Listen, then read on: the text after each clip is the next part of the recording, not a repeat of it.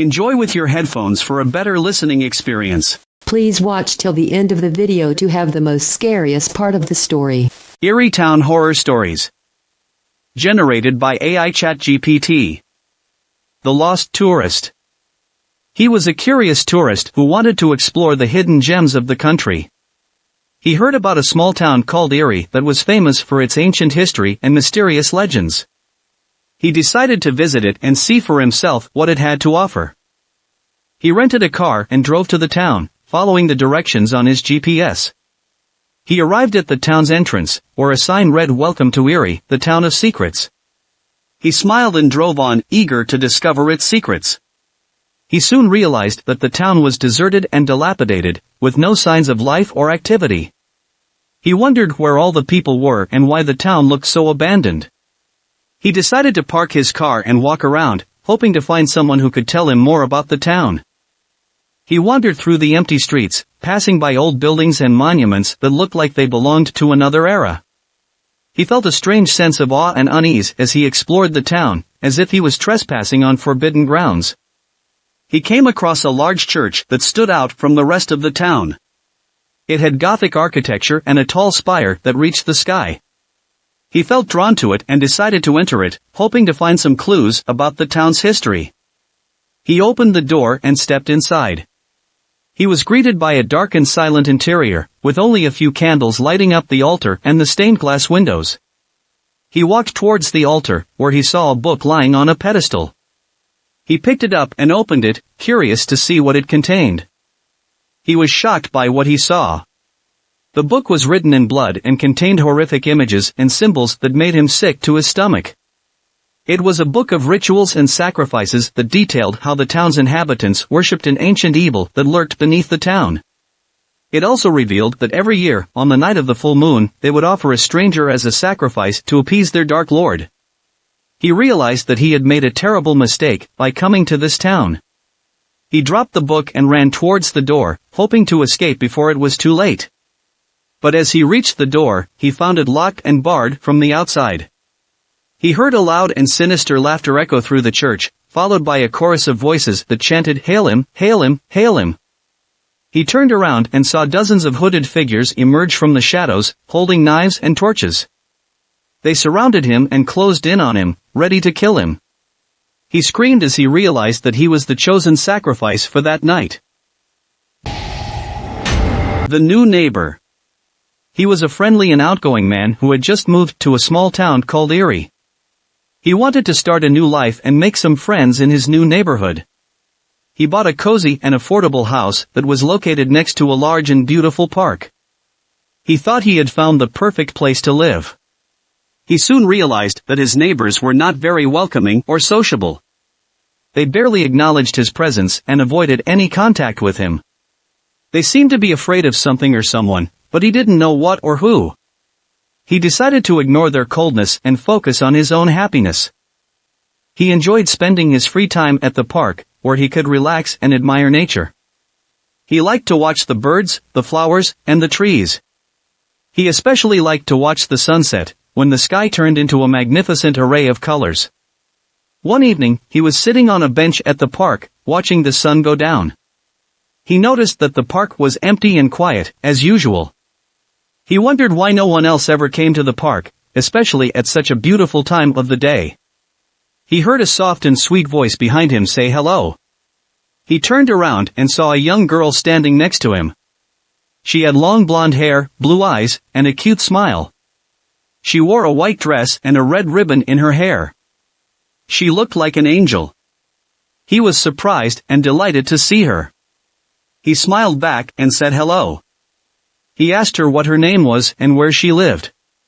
She said her name was Lily and she lived in the house across the street from his. She said she liked to come to the park every evening to watch the sunset. He was amazed and happy to find out that she was his neighbor.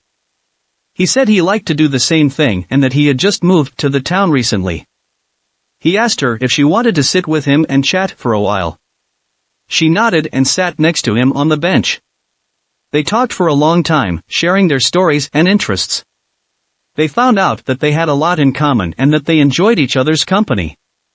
He felt a connection with her that he had never felt with anyone before. He felt like he had finally found a friend in this town. He asked her if she wanted to come to his house for dinner sometime. She smiled and said yes. He was overjoyed and asked her when she was free. She said she was free anytime, except for one night of the month. She said she had to stay home on that night because of her father's rules. He asked her what night it was and why her father had such rules. She said it was the night of the full moon and that her father was extremely strict about it. She said she didn't know why, but he always locked her in her room on that night and told her not to make any noise or open the door for anyone. He thought that was very strange and cruel of her father. He wondered what he was hiding or doing on that night. He felt sorry for her and wanted to help her somehow. He asked her if she wanted him to come over on that night and keep her company. She looked scared and said no. She said he should never come near her house on that night or any other night. She said it was too dangerous for him and for her. She said he wouldn't like what he would see or hear if he did. She said he should stay away from her and forget about her. He was confused and hurt by her words. He asked her what she meant by that and what was going on in her house. She shook her head and said she couldn't tell him anything more. She said she had to go now before it got too dark. She got up from the bench and ran away from him, leaving him alone in the park. He called after her, but she didn't look back or answer him. He watched her disappear into the night, feeling a mix of emotions. He didn't understand what had just happened or why she acted so strangely at the end of their conversation. He didn't know what secrets or horrors were hidden in her house or in this town. He didn't know if he would ever see her again or if he should try to find out more about her. He only knew one thing: he liked her very much and he wanted to be with her. The wrong turn. He was a reckless and adventurous driver who liked to explore new and unknown roads. He heard about a shortcut that could save him some time and gas on his way to his destination. He decided to take it and see where it would lead him. He followed the directions on his GPS, which took him to a narrow and winding road that cut through a dense and dark forest. He noticed that the road was poorly maintained and had no signs or markings. He wondered if he was on the right track, but he trusted his GPS and drove on. He soon realized that he had made a wrong turn. He saw a sign that said, "Welcome to Eerie, the town of no return." He felt a surge of fear and curiosity as he read the sign. He wondered what kind of town it was and why it had such an ominous name. He decided to drive into the town and see for himself what it was like. He thought he could always turn back and find his way out if he didn't like it. He drove past the sign and entered the town. He was shocked by what he saw. The town was a ghost town, with no signs of life or activity. It looked like it had been abandoned for a long time, with buildings falling apart and cars rusting away. It also looked like it had been the scene of a massacre, with blood stains and bullet holes everywhere. He felt a chill run down his spine as he drove through the town, looking for an exit. He saw no other cars or people on the road, only corpses and skeletons that littered the ground. He heard no sounds, except for the wind and his own heartbeat. He tried to turn around and go back the way he came, but he found that the road was blocked by a pile of rubble and debris. He tried to find another way out, but he found that all the roads were blocked or collapsed. He realized that he was trapped in this town, with no way out. He panicked and started to scream for help, hoping that someone would hear him and rescue him. But no one answered him, except for loud and sinister laughter that echoed through the town.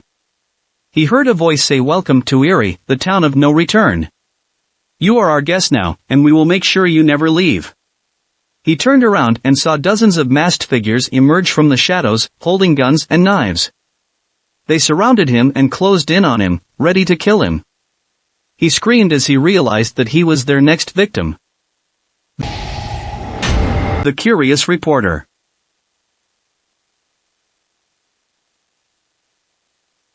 She was an ambitious and fearless reporter who wanted to expose the truth behind the most mysterious and controversial stories. She heard about a small town called Eerie that was rumored to be haunted by ghosts and demons. She decided to visit it and see for herself what was going on there. She took a train to the nearest station and then hired a taxi to take her to the town. She arrived at the town's entrance, where a sign read "Welcome to Eerie, the town of nightmares." She felt a thrill of excitement and curiosity as she read the sign. She wondered what kind of nightmares awaited her in this town. She told the taxi driver to drop her off in the town center, where she hoped to find a hotel or a motel to stay for the night. The taxi driver looked at her with a mix of pity and fear. He warned her not to stay in this town, saying that it was cursed and dangerous. He said that no one ever came back alive from this town, and that she should leave as soon as possible. She dismissed his warnings as superstitions and nonsense. She said she was not afraid of anything and that she had a job to do. She paid him and got out of the taxi. She saw him drive away as fast as he could, leaving her alone in the town. She looked around and saw that the town was deserted and decayed, with no signs of life or activity. It looked like it had been frozen in time, with buildings dating back to the 19th century and cars covered in dust and cobwebs. It also looked like it had been the scene of a war, with bullet holes and bomb craters everywhere. She felt a chill run down her spine as she walked through the town, looking for a place to stay. She saw no other people or animals on the street, only mannequins and dolls that were dressed in old-fashioned clothes and posing in various positions. They looked like they were watching her every move, with their eyes following her wherever she went. She tried to ignore them and focus on her mission. She wanted to find out what had happened in this town and why it was so haunted. She thought there must be some clues or evidence hidden somewhere in this town, waiting for someone like her to uncover them. She came across a large building that looked like a newspaper office. She saw a sign that said, "Eerie Times, the voice of truth." She felt a surge of interest and decided to enter it, hoping to find some information about the town's history. She opened the door and stepped inside. She was greeted by a dark and dusty interior, with only a few lamps lighting up the desks and the shelves.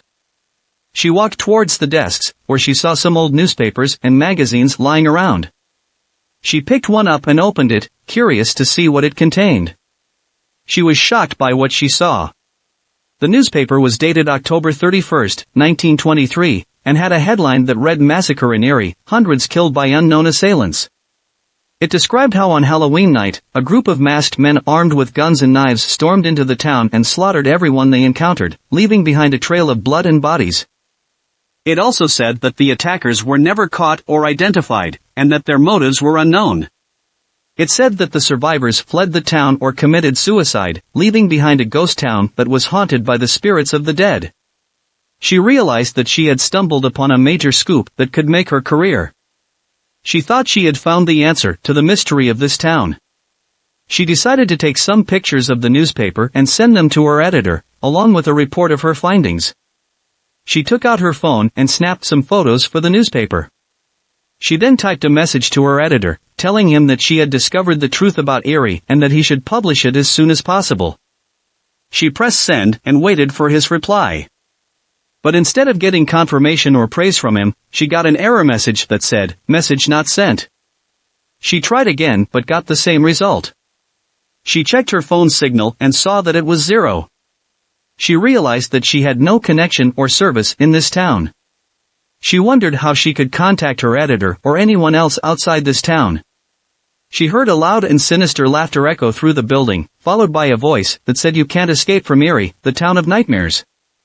You are our prey now, and we will make sure you never leave." She turned around and saw dozens of masked figures emerge from the shadows, holding guns and knives. They surrounded her and closed in on her, ready to kill her. They looked like the same assailants who had massacred the town's inhabitants almost a century ago. She screamed as she realized that she was their next victim. The haunted hotel.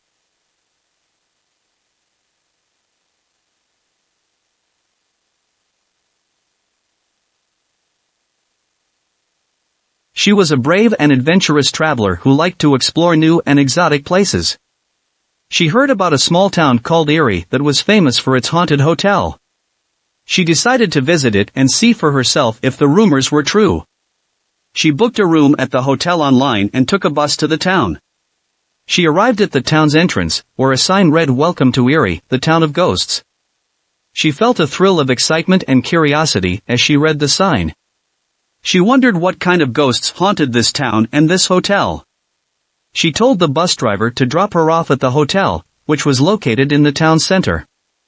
The bus driver looked at her with a mix of disbelief and fear. He warned her not to stay at the hotel, saying that it was haunted and dangerous. He said that no one ever checked in or out of the hotel, and that they all disappeared or died. She dismissed his warnings as legends and myths. She said she was not afraid of ghosts and that she had a reservation to make. She paid him and got off the bus. She saw him drive away as fast as he could, leaving her alone in the town.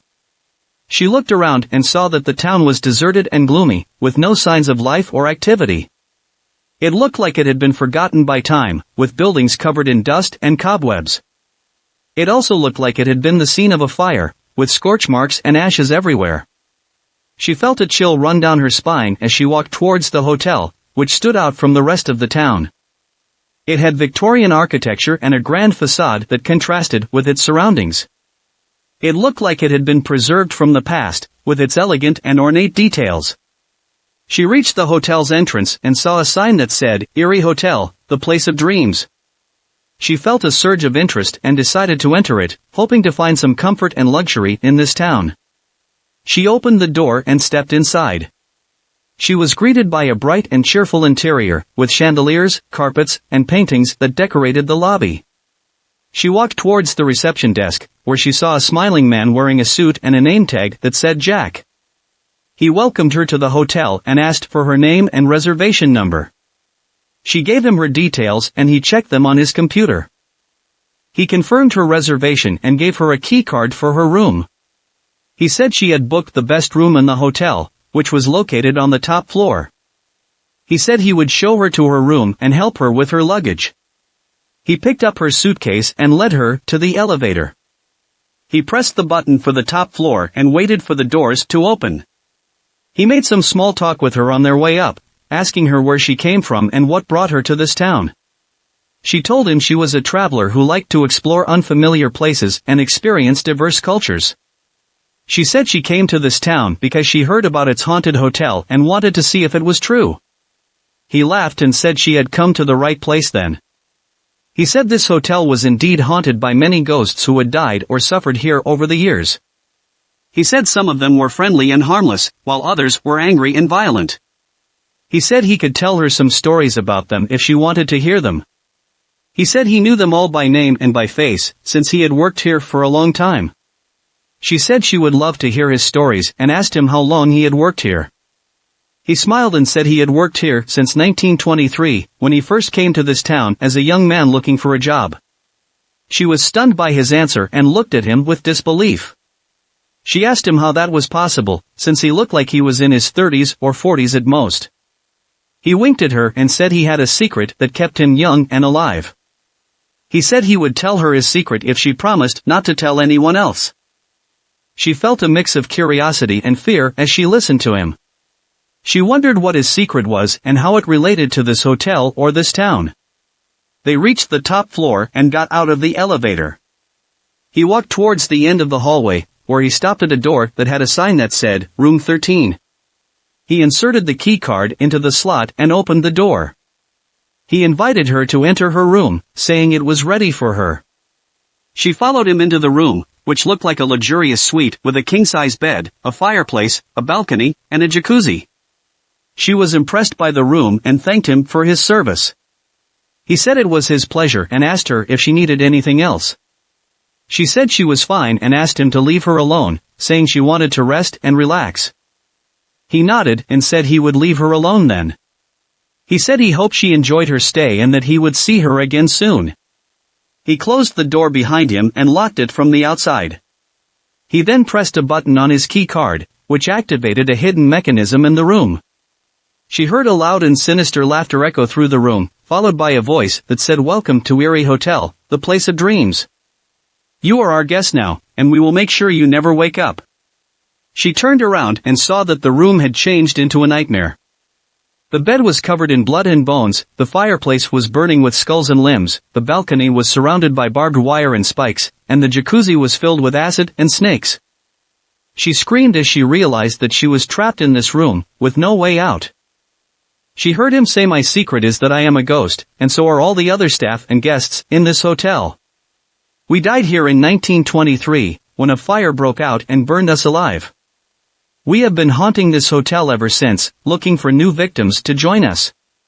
He said you are our latest victim, and we will make you suffer like we did. We will torture you until you die, and then we will make you one of us. You will never leave this hotel or this town. You will be our eternal companion. He said this is your room 13, your unlucky number. This is your nightmare, your worst fear. This is your hell, your final destination.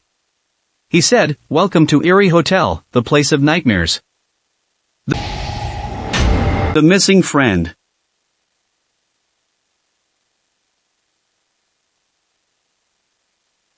He was a loyal and caring friend who wanted to find his missing buddy. He heard that his friend had gone to a small town called Eerie for a vacation and had never returned. He decided to go there and look for him, hoping that he was still alive. He took his car and drove to the town, following the address that his friend had given him before he left. He arrived at the town's entrance, where a sign read, "Welcome to Eerie, the town of secrets." He felt a pang of worry and curiosity as he read the sign. He wondered what kind of secrets this town had and what had happened to his friend. He drove into the town and saw that it was deserted and silent, with no signs of life or activity. It looked like it had been abandoned for a long time, with buildings crumbling and cars rotting away. It also looked like it had been the scene of a plague, with corpses and graves everywhere. He felt a chill run down his spine as he drove through the town, looking for his friend's house. He saw no other people or animals on the road, only dolls and puppets that were hanging from the trees and the lampposts. They looked like they were mocking him, with their twisted smiles and empty eyes. He tried to ignore them and focus on his mission. He wanted to find his friend and bring him back home. He thought there must be some clues or signs of his whereabouts somewhere in this town, waiting for someone like him to find them. He came across a small house that matched the address that his friend had given him. He saw a sign that said, "Eerie House, the place of surprises." He felt a surge of hope and decided to enter it, hoping to find his friend inside. He parked his car and got out. He walked towards the door and knocked on it, calling out his friend's name. He got no answer. He tried to open the door, but found it locked. He looked for a spare key under the mat or above the doorframe but found none. He decided to break in, thinking that his friend might be in trouble or need help. He kicked the door hard, until it gave way and opened. He entered the house, which looked like a normal and cozy home with furniture, appliances, and decorations. He searched every room, looking for his friend or any clues about him. He found nothing. The house was empty and clean, with no signs of struggle or violence. He felt confused and frustrated as he searched the house, wondering where his friend was and why he had disappeared. He thought he had wasted his time and effort coming to this town and this house. He decided to leave the house and look elsewhere, hoping to find some other leads or witnesses. He walked back to the door and tried to open it, but found it locked from the outside. He tried to unlock it with his key card, but found that it didn't work. He panicked and started to bang on the door, shouting for help, hoping that someone would hear him and rescue him. But no one answered him, except for a loud and sinister laughter that echoed through the house.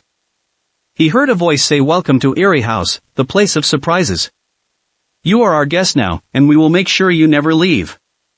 He turned around and saw dozens of dolls and puppets come to life, moving towards him with knives and scissors. They surrounded him and closed in on him, ready to cut him up. They looked like the same dolls and puppets that he had seen hanging from the trees and the lampposts outside. He realized that he had fallen into a trap, set by these evil toys who had kidnapped his friend and lured him here. He realized that this house was not his friend's house, but their lair. He screamed as he realized that he was their next victim. The Forbidden Book.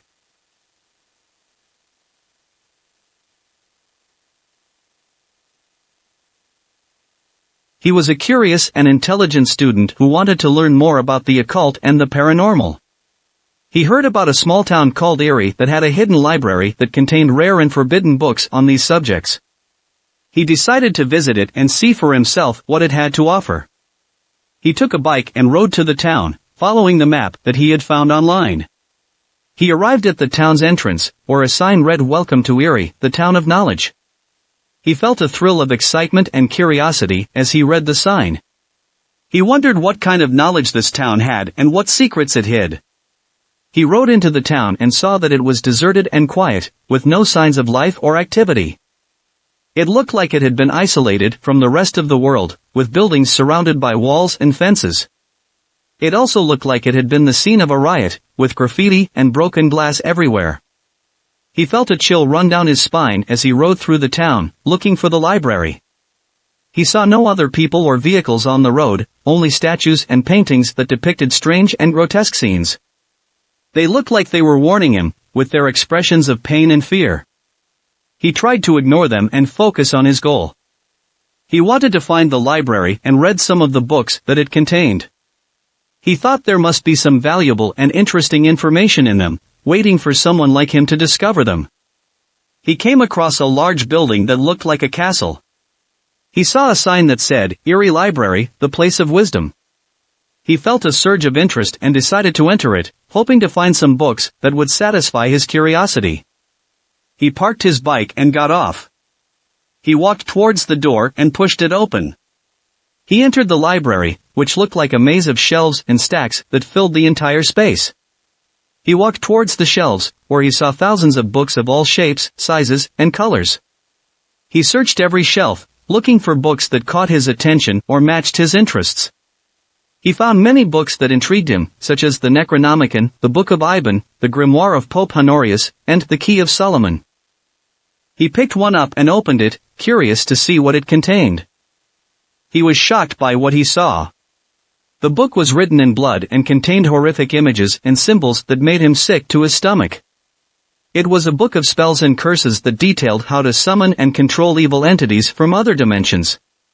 He realized that he had made a terrible mistake by coming to this library. He dropped the book and ran towards the door, hoping to escape before it was too late. But as he reached the door, he found it locked and sealed from the inside. He tried to break it open but found it too strong and solid. He heard a loud and sinister laughter echo through the library, followed by a voice that said, "Welcome to Eerie Library, the place of wisdom.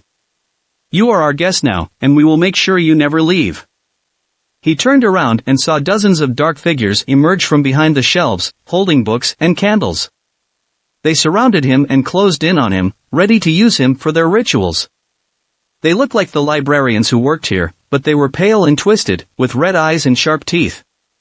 They said, "We are the keepers of this library, and we guard its secrets from outsiders like you. We have been waiting for someone like you to come here, someone who is curious and foolish enough to enter our domain. They said you have touched one of our books, one of our treasures, one of our tools. You have awakened its power, its curse, its wrath. You have doomed yourself to be its victim. They said we will use you as a sacrifice for our books, as a vessel for their spirits, as a source for their power. We will make you read them all, until your mind breaks and your soul burns. They said this is your library 13, your unlucky number. This is your wisdom, your worst mistake. This is your doom, your final lesson. They said, "Welcome to Eerie Library, the place of nightmares. The Carnival of Terror."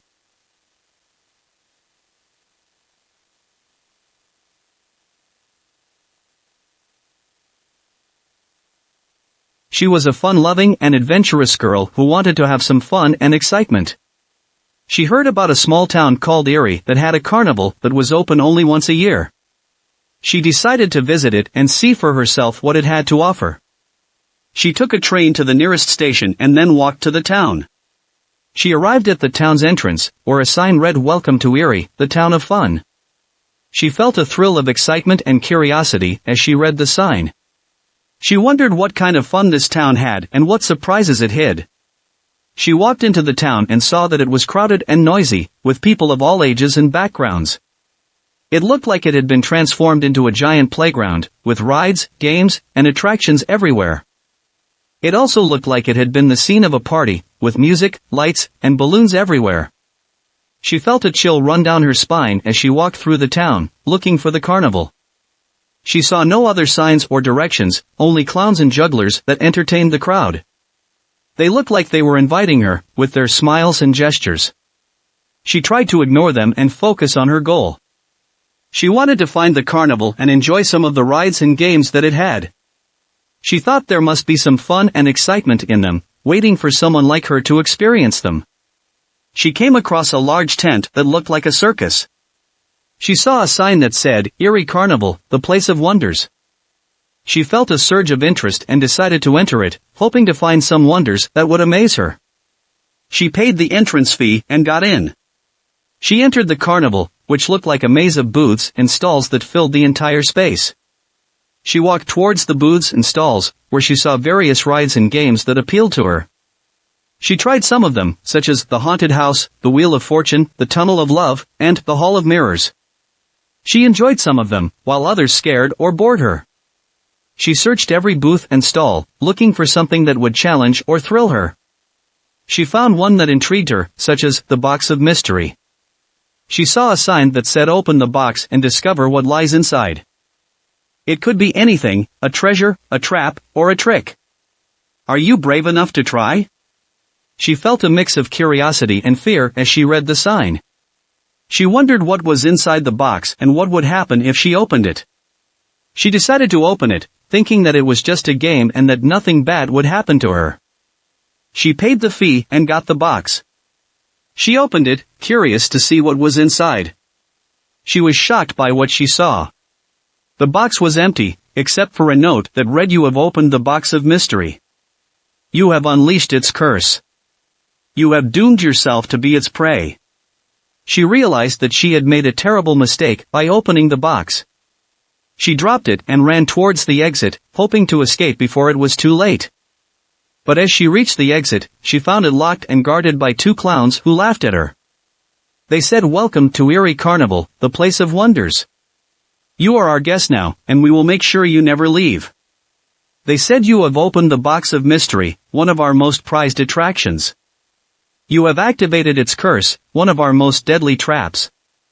You have become its prey, one of our most delicious treats." They said the box of mystery is not just a box, but a portal to another dimension.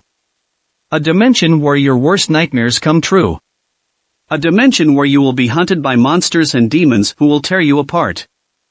They said you will never escape from this dimension or this carnival. You will never see your home or your friends again. You will never know peace or happiness again.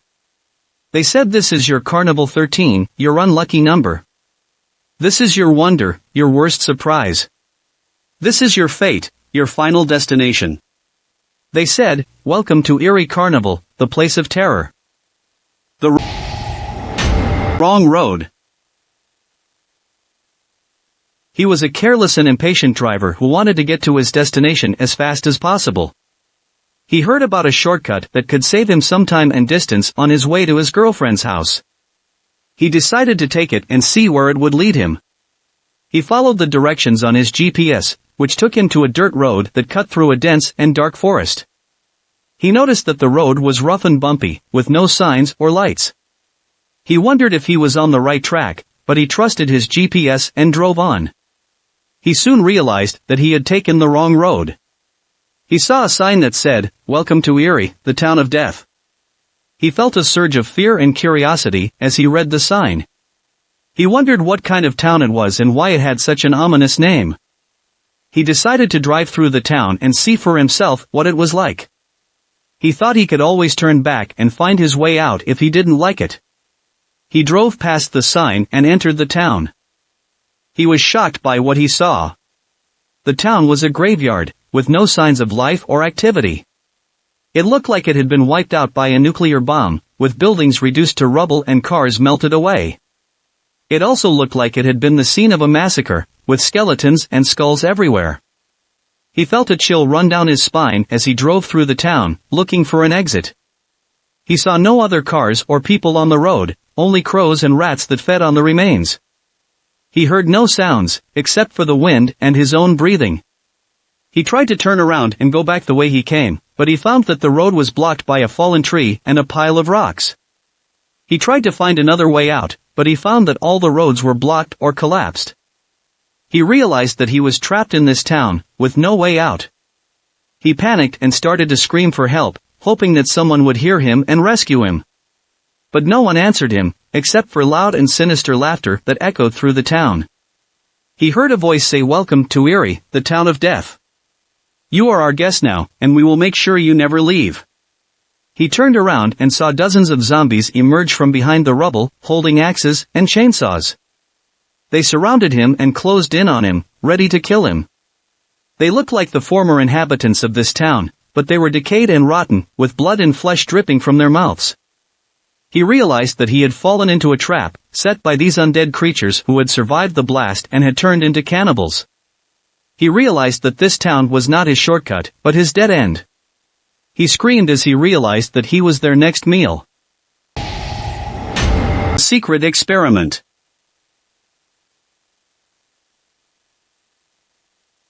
She was a smart and curious scientist who wanted to learn more about the human brain and its potential. She heard about a small town called Eerie that had a secret laboratory that conducted experiments on human subjects. She decided to visit it and see for herself what they were doing there. She took a plane to the nearest airport and then rented a car to drive to the town. She arrived at the town's entrance, where a sign read, "Welcome to Eerie, the town of science." She felt a thrill of excitement and curiosity as she read the sign. She wondered what kind of science this town had and what discoveries it made. She drove into the town and saw that it was deserted and sterile, with no signs of life or activity. It looked like it had been designed for efficiency and security, with buildings made of metal and glass. It also looked like it had been the scene of a disaster, with warning signs and barricades everywhere. She felt a chill run down her spine as she drove through the town, looking for the laboratory. She saw no other cars or people on the road, only robots and drones that patrolled the area. They looked like they were watching her, with their cameras and sensors. She tried to ignore them and focus on her goal. She wanted to find the laboratory and see what kind of experiments they were doing there. She thought there must be some groundbreaking and innovative research going on there, waiting for someone like her to witness them. She came across a large building that looked like a bunker. She saw a sign that said, "Eerie Laboratory, the place of progress." She felt a surge of interest and decided to enter it, hoping to find some progress that would inspire her. She parked her car and got out. She walked towards the door and scanned her ID card, which she had obtained from a contact who worked there. The door opened and she entered the laboratory, which looked like a maze of corridors and rooms that filled the entire space. She walked towards the rooms, where she saw various experiments being conducted on human subjects. She saw some of them being hooked up to machines that stimulated their brains, some of them being injected with chemicals that altered their genes, some of them being exposed to radiation that mutated their cells. She was fascinated by what she saw and wanted to learn more about them. She approached one of the rooms, where she saw a man lying on a bed with electrodes attached to his head. He looked like he was in pain, with his eyes wide open and his mouth twisted in a scream. She saw a sign on the door that said, "Experiment 13, Enhancing Psychic Abilities." She felt a mix of curiosity and fear as she read the sign. She wondered what kind of psychic abilities they were trying to enhance and what were the risks involved. She decided to enter the room, thinking that she could observe the experiment and maybe talk to the subject. She opened the door and stepped inside. She was shocked by what she saw. The man on the bed was not just screaming, but also levitating in the air. He was surrounded by a dark aura that crackled with electricity. He looked at her with rage and hatred in his eyes. He said, "You have entered Experiment 13, Enhancing Psychic Abilities. You have interrupted my concentration. You have angered me beyond measure." He said, "I am not a subject, but an expert. I have gained control over my mind and body, as well as over matter and energy. I have become more than human, more than God." He said, "You are an intruder, an enemy, an obstacle. You have come here to spy on me, to stop me, to destroy me. You have failed miserably." He said, "I will use my powers to crush you, to burn you, to erase you. You will never leave this room or this laboratory. You will never see your home or your family again." He said, "This is your Experiment 13, your unlucky number. This is your progress, your worst nightmare. This is your end, your final destination. He said, "Welcome to Eerie Laboratory, the place of terror." Thanks for watching. Please comment, like, share and subscribe. The Internet Surfer on YouTube for more horror and scary stories.